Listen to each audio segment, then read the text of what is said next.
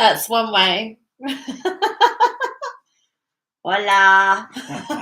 Hola, ¿cómo está? Todo bien. How funny! How Hola. funny! Well, we're well ahead of schedule. So I had meetings today until 4:15. And then Huna very kindly offered to seal me, and so I was like, "Oh, we're bound to be running late, and we're bound to be taking our time with these things." So, but we're both very, very hungry. I've been back to back since very early today, haven't I? And so we decided that we're going to come on early, and if people miss it, they miss it. But hopefully, some of you guys will be able to jump on. So as you're jumping on, please do remember to put your thumb up and pop us a little message. If you've got any questions for Huna or myself, please do ask them. What a day! Fantastic. I don't know about you, but I slept all day. You're the one working all day and doing some great work. Honestly, he's been. What's so funny is he arrived here and we were like, right, what we'll do is we'll just take it easy last night, and then we'll get everything done today. So I said, I'm back to back until 4:15 today, and then we can crack on and do what we need to do afterwards. This one has slept all day, and I admire him for it, genuinely.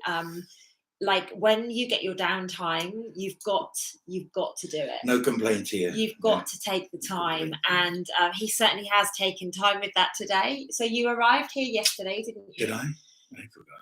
Was it yesterday? Yeah, it was yesterday you arrived, and he stayed here last night, Yes. and he is staying here again tonight. We'll see. But we're going out for dinner. As soon as we've done this, we're going for dinner because I'm starving. Yes, we're going to partake. And we'll be leaving early in the morning. Yes. Anyway, regardless. So it's just wonderful to visit here in the mouth of born to speak in the mouth of Bournemouth. Thank you for letting me just rest and be here and to administer the seal of the living light. Should we talk a little bit about that? Because I think this is really important. So as some of you will know, I actually met Huna in May in Birmingham.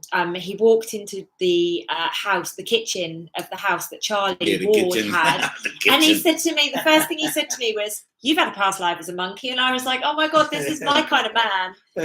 So that's how our conversation and our friendship started. And then one of Huna's, Helen, she actually asked me to speak in Glastonbury, which is where obviously I came. And then everything you were saying in Glastonbury was was igniting things within me. And I spoke to you about it. And since then, it's just this path has just been crossing constantly, hasn't it? And I'm a big fan of the work that you do. And we spoke about me going through the process of a seal back then. Yeah. Then you invited me to speak in Ireland when we were over there, and I went through your dragon ride process, didn't I? Which was freaking awesome. Oh my God, he got to hear my light language. I was like, well out there. The room full of people there. A lot of the women there actually got healing in their womb because of the light language that Huna was bringing out in me. So should we start there and talk about the dragon ride, or do you want to? Yeah, I mean, the dragon ride is epic. Talk about revealing. You just you remember, and it's just going to come through. You can't stop anything that's of the light, anything that is of the truth. And the dragon ride comes through. It's about you're going very deep. You're going very deep within. You're going beyond the boundaries of self-preservation. Let me say. Now, some might find that a bit scary, yeah. Well, if I had known I had to do that before I arrived in public, I probably wouldn't have wanted to do it. But when you're in that setting and you feel as safe as you do, then you just don't care. Well, I didn't care. Okay, that's great, and that helps us all because you let go. Yeah. When you let go, I suppose it is a bit like, what's he gonna do? What's this dragons? What's that about? Oftentimes I get pulled up on that about the dragons, and like, whoa, I don't want to be around. Nobody wants to be around dragons, right? Like it's like I do. The reptilians, right? But this is not what that is. This is not the reptilians. This and yes, we do, because this is part of us. The energy, the folklore of the dragon's energy,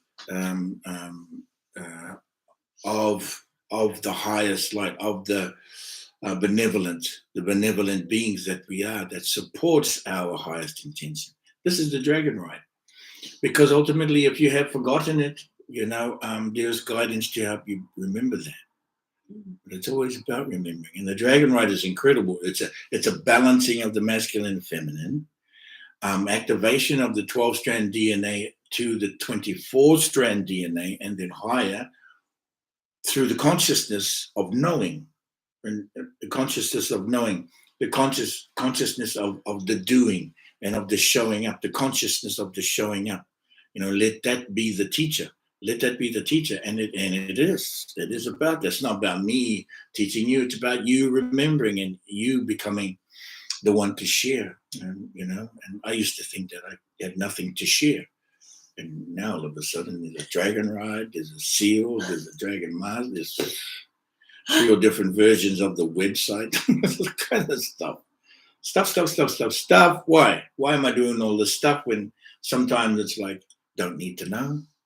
Well, I beg to differ in a way that some need to remember or want to remember, don't know that you want to remember. As soon as you remember, you're grateful you remember. Absolutely. I'm not talking about stuff you don't, that you don't need to remember. We're not talking about the traumas, When you remember even the truth of it all, those traumas will disappear over a small amount of time, if not instantly. You get past it very quick. And then what do you do when you get past it all? This is what the dragon ride is about. What do you do when you get past it all? You get on cracking on. You get cracking on. You do some cracking ceremonies. You do some traveling with the Huna. And you remember this time. Don't ever forget this time. Don't you ever forget this time. I won't forget. Any of you, right, who are watching, if you are Huna, don't ever forget this moment, because we're about to do some cracking on here. Okay? You're going to break the bank in a minute. We're going to break the bank, crack the bank open. We're going to crack everything open. Don't ever forget. The Hunas have been doing this. And so the dragon ride is a lifetime thing. It is. Right? It's not just a moment where we sat down and there was all kinds of colors and symbols. It's beautiful. But it is fun. It's beautiful. And I love the fact that I actually got to do my dragon ride with Mark Atwood. So Mark and I were in a room full of people who most of them knew one or the other of us. And we went through this incredible journey. And as soon as Mark was like, I want to go first, I was like, shit, that means I've got to go first, because I knew that me and him needed to balance our energies, because we've done this many lifetimes together. And we went on this beautiful experience. And that was kind of like my first introduction to your work. Although I'd been at the Burning Mask events, it was really, that was the introduction to your work. And I absolutely loved what happened there. I loved the event that we then had afterwards. Obviously, I've become close to Huna Mareka, and we do a lot of work together. And obviously, that's built a really beautiful bond and a very, very special relationship. So, that obviously gave it even more insights into your work. And then I think it was in Ireland, wasn't it, when you suggested... Was he talking about how I like eating fish and chips? If that ever... I wasn't going to go there, but we'll talk about that in a little while. He does know me. He does know me well. So in Ireland, you said about sealing me, didn't you? And unfortunately, it was actually Mahoney that said, we don't have time to do that, didn't he? He was like, no, we need to go off. And actually, it's worked out beautifully that we're in my hometown, the town where I was born. And born to speak. It was just absolutely perfect that it's happened in this now moment. So let's talk about the seal process, because a lot of my followers won't have a bloody clue what we're talking about. Okay. So you share the process of it, and then I'll share what my experience was just going through it. Say that again. You share like the process and where it's come from. Sorry, I thought I saw a Loch Ness monster out there. There's something swimming around. Yes. Welcome to Bournemouth. This is the only Loch Ness monster we need to know about. This guy right there. Look how beautiful this dragon is. And some of you would have seen on my social media when I was doing the work in Europe, this dragon appeared in the in one of the waterfalls where I was. It was beautiful. I was in a cave and I was doing a mass clearing, and then out of nowhere, this waterfall transformed into the dragon. And I messaged Mahoney and was like, "Please get this to Huna. Like, Huna's with me." And obviously, he did nothing with it. And then I saw you and I told you about it. And you were like, "Oh my god!" And the picture was so clear. Absolutely, it was beautiful. So let's talk about your seal process, Huna. Well, the seal is an abbreviation, an acronym. SEAL refers to Source Element Ascension Light. Okay, Source Element Ascension Light. This is not a religious matrix seal. Okay, it's not a seal from, seal you off and hide you away and trap your soul and stuff like that. No, Source Element Ascension Light. That's what I mean by seal. And people always used to say to me years ago, "We don't like to call it the seal." I said, "You don't have to like it, but it's about what we're about to do. And it's about transmuting that energy. You have to come to it. You have to come to be with it, to know it, to let it go." So there's that. And that is opening. Okay. That's an opening and allowing. Now, the history of the seal, the last time the seal was on the planet with, the last time the last person, if you will, that had the seal was King Solomon. Okay. And King Solomon did something not really nice, not really good, was very distorted. Took the seal energy into 7 seals and became 7 talismans, known as the 7 seals, right? And that wasn't really meant for it to be like that, but okay, it was meant to go that way, of course.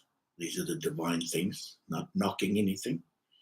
And then the Kumara, which was Sanat Kumara, the being came back to return that seal and take the seal back from Solomon. That is the story. At his deathbed, Sanat Kumara came to retrieve the seals, right, and bring it back to one. That seal, in my understanding over the many years, and I have to tell you, it's been over 22 decades for the seal for me. It did start in as a blessing, but then over time, the more and more I began to go and share and be and do the things, it came in. And then I was also visited by the Kumara and reminded, and then the seal was then that blessing that I knew that I had been doing since I'm 16, as the work that I was doing when I was awake, when I was 7, that blessing was transformed to the seal. And then the seals from 7 seals came back to 1. And so that seal blessing now that I do now, I have, of course, it has evolved in me in ways I cannot begin to kind of speak to, if you're asking about processing, but I can tell you,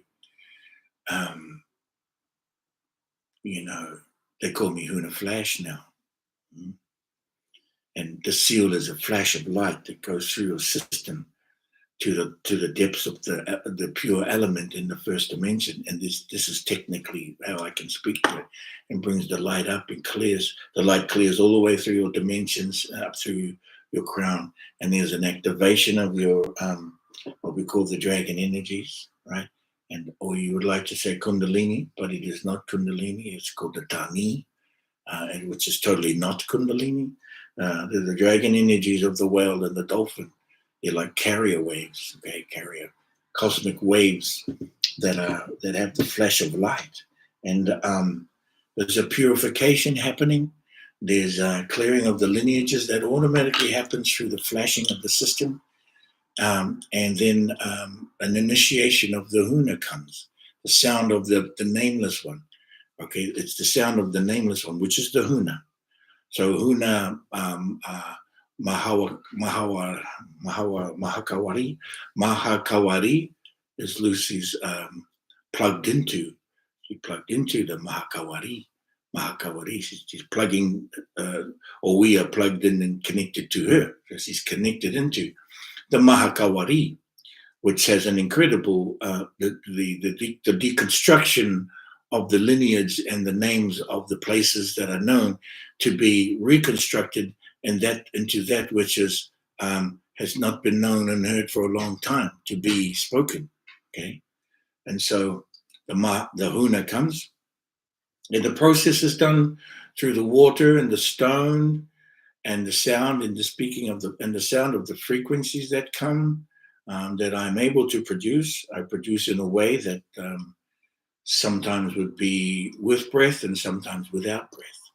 Okay, so it is totally not human, because I am not human. But fine, you can see me. I'll take on this as we are. We all can see each other this way. And so, well, I don't even know if I'm really saying it, but the seal is beautiful. The seal will support you. The seal will empower you. Sometimes it happens instantly. Sometimes it takes a bit of time. Okay, and then of course there's a community that comes from this. Is it the soul tribe? Sure, it's a soul tribe. Is it the GovLight workers, energy workers? Sure, we've got that. We are all driving closer together. And sometimes this is not like what's a spiritual community? No different than any community where it has its challenges. However, the seal guarantees that we are holding fast to our highest intentions. Okay, that we are not going to fall off the wagon, kind of thing. You know what I mean by that? And so far we're witnessing all the Hunas and all the family and the sealed ones, the SEAL teams are absolutely about their mission, empowered. And I would say that I've not seen anyone fall off the wagon. In other words, fall into a religious matrix or back into the 3D habits that we have managed to break ourselves out of. And the SEAL helps with all of that. Yeah. Maybe someone here has a question and maybe they have a comment that also they can speak to their experience. Yes. So what I loved was, so the process took about 45 minutes, didn't it? Yep. And what I loved about it is obviously Huna's very aware of the work that I do, and it was tapping into my name, the name that I was birthed with, like my full name, Lucy, my middle name, and my surname, and it was broken down.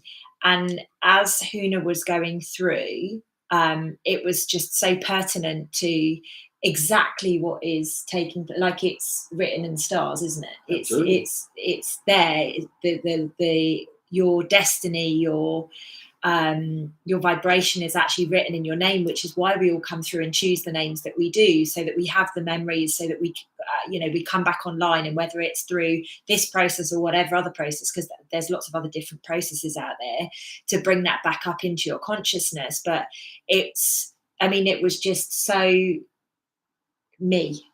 Yes, that you. She was born to speak.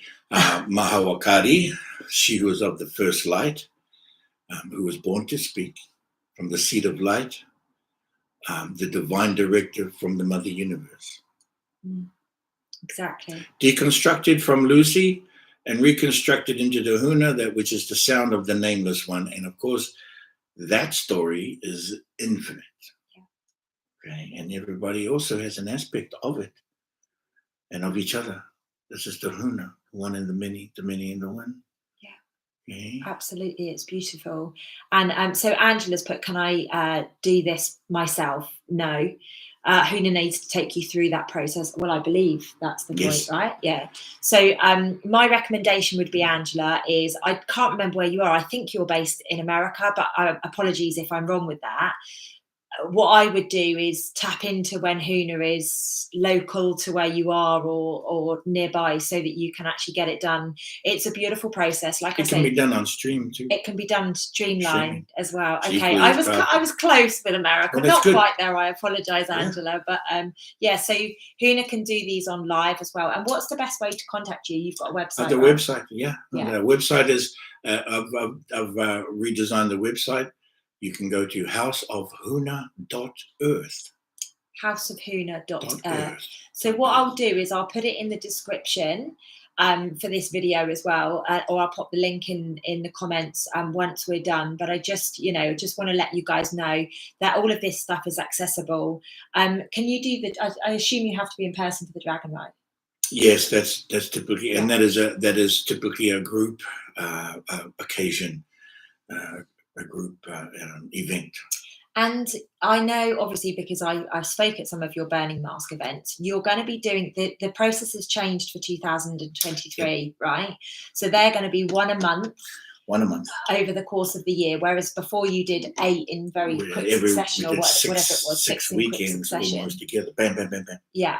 So it's ideal because these are going to be in different cities around the world, or different towns countries around the world. 12 right? countries. So keep your eyes open for that. For me personally, if you don't know Huna's work, obviously get used to his work. Like, follow, watch videos, go to his website, check out if it aligns with you, and then for me personally, get to one of the burning events if you can. Do the dragon ride there, because you'll be doing the dragon ride at each event, right? Usually, yeah. Yeah. And then off the back of that, it might be that you want to be sealed, or you want to get more involved in Huna's work. But it's a beautiful process. It's a beautiful process. It's very connecting, and like Huna says, he does have a tribe of people. How many Hunas do you have now? Want to go back 20 years? Thousands. Thousands. Yeah, so there's thousands. In the last four years, over 3,000-4,000. Cool. So there's good community there. There's good people there. I've obviously been exposed to Glastonbury and Ireland, and the people that I've met through Huna's world are absolutely beautiful.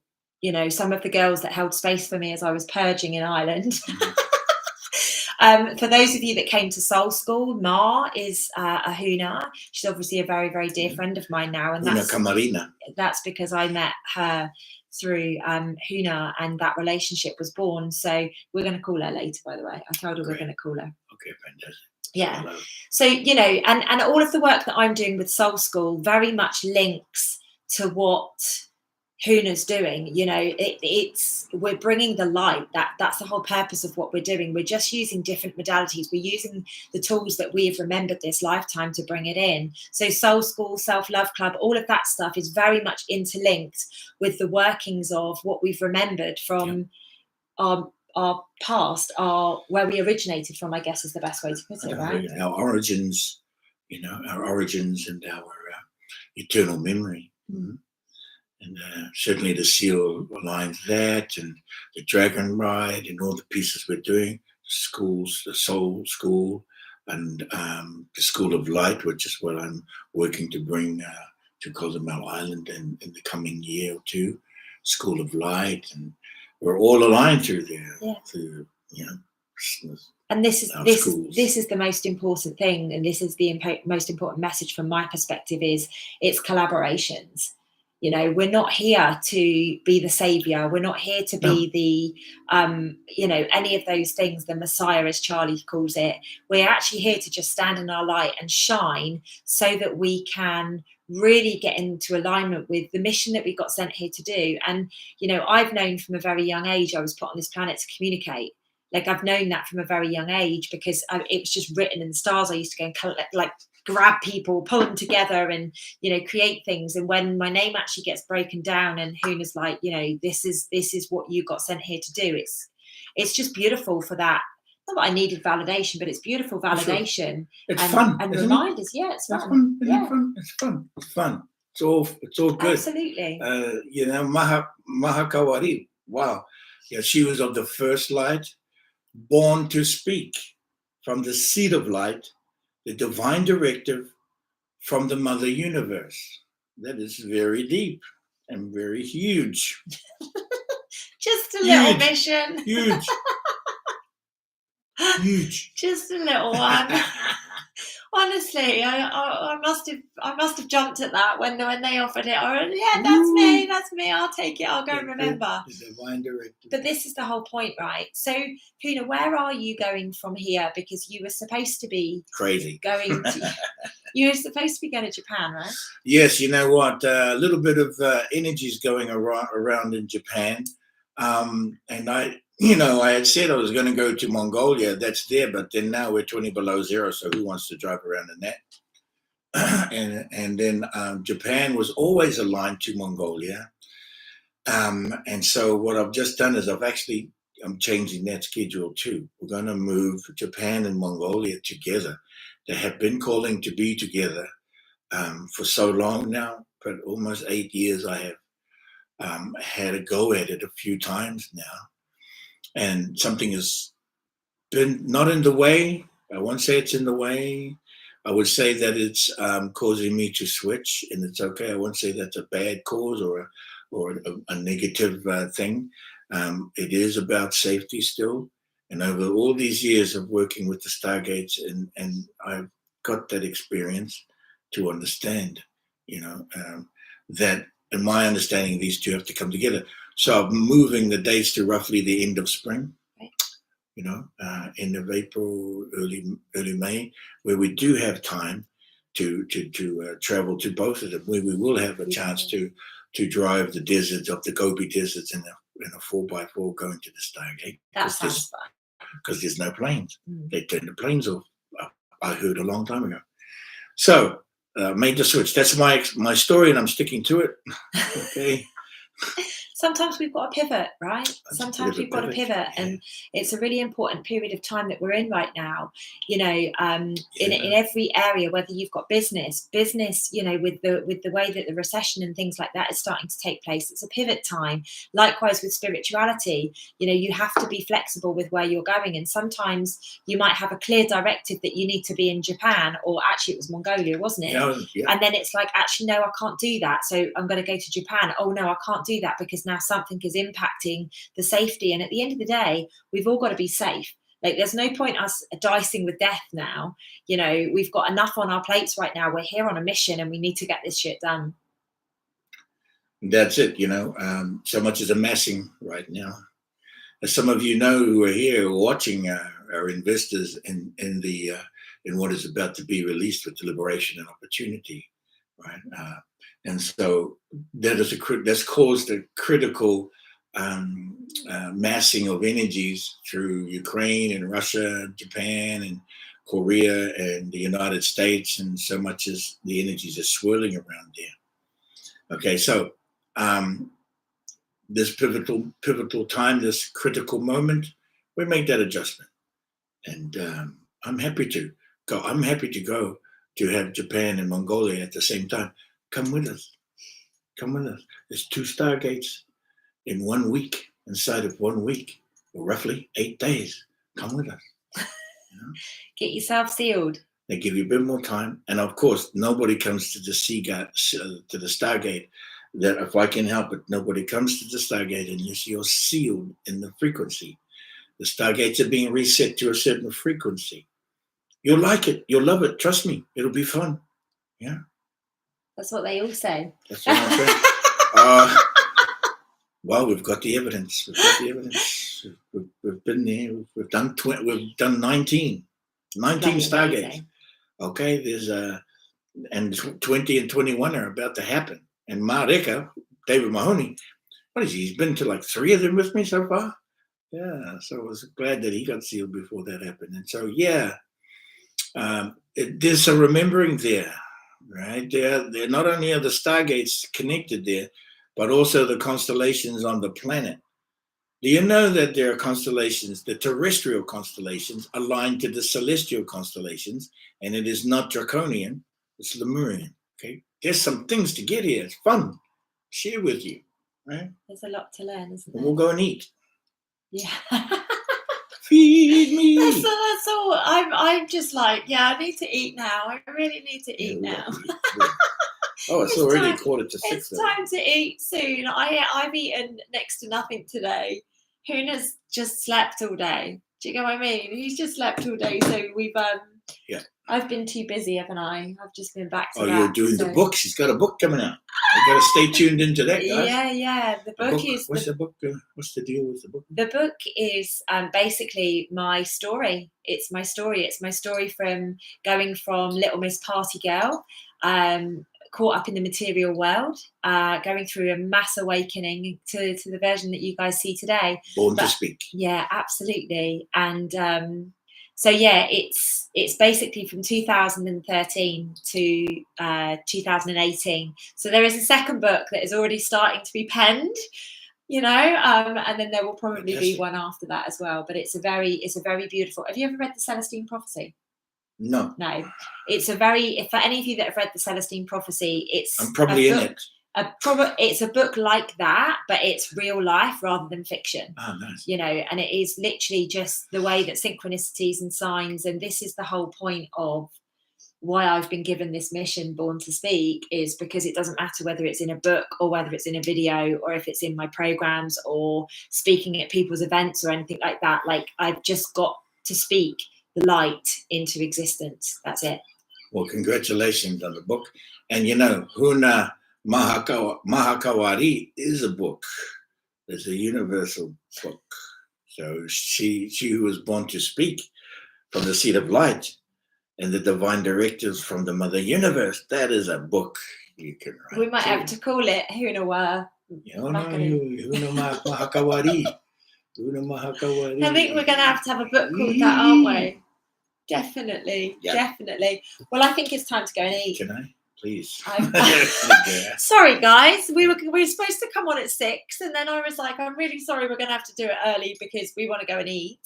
And then, we can get back into alignment and we can come back and do another live really soon. Okay. So, guys, thank you so much for joining us. Apologies for the shift in time. Apologies for like the randomness and the fact that we both really need to go and eat.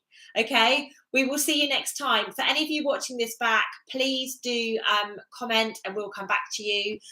Safe travels to Huna tomorrow, and safe travels to me too, because I'm off on my Wanderess mission as well. She's so dropping me off at the super station, excited, and we're out.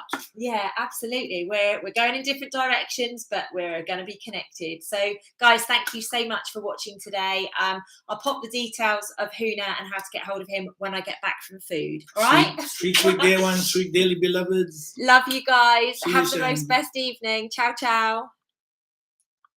I know there was one.